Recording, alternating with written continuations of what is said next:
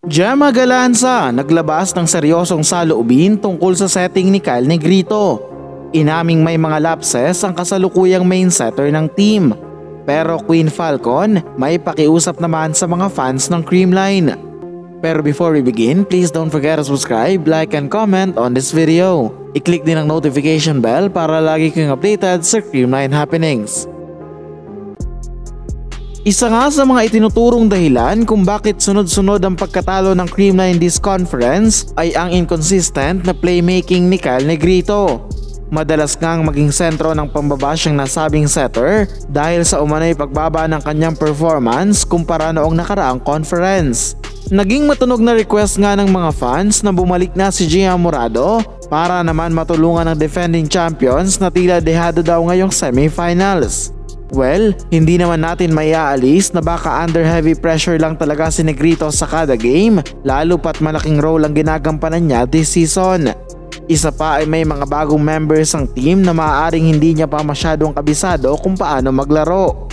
Pero sa isang live video ni Gemma Galanza, nagsalita siya tungkol sa klase ng setting ni Kyle at inadres din ng matagal nang inirereklamo ng mga fans. Isa ang nasabing player sa madalas mabiktima ng setting errors ni Negrito, kaya naman sa depensa na lang siya bumabawi.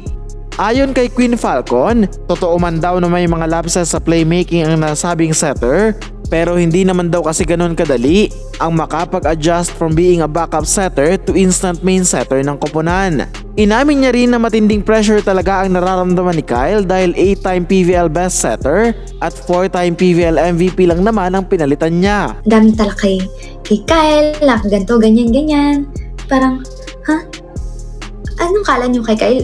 Hindi marunong mag-volleyball? Ganun. I mean, gets ko naman yung mga tao kung bakit ganun sila kay Kyle. Kasi grabe yung ni-expect nila for Kyle din. Meron man lapses si Kyle, pero hindi ganun kadali yung ginawa niya for the team. Sobrang hirap na-pressure talaga kasi syempre Ate Gia yung kapalitan niya. And alam naman natin si Ate Gia kung gaano kagaling. Sana lang ay malampasan ni Negrito ang matinding pressure na nararamdaman niya para makapag-perform siya ng maayos para sa Creamline. Kailangan niya mag-focus ng maigi at ibigay ang buong best niya, lalo na ngayon na papasok na ang PVL sa semifinals at finals.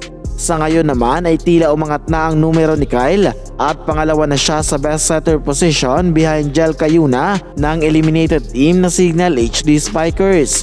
May chance pa siya na mas mapataas pa ang kanyang stats at ma-meet ang expectations ng mga fans ngayong may at least 3 remaining games pa ang Cool Smashers.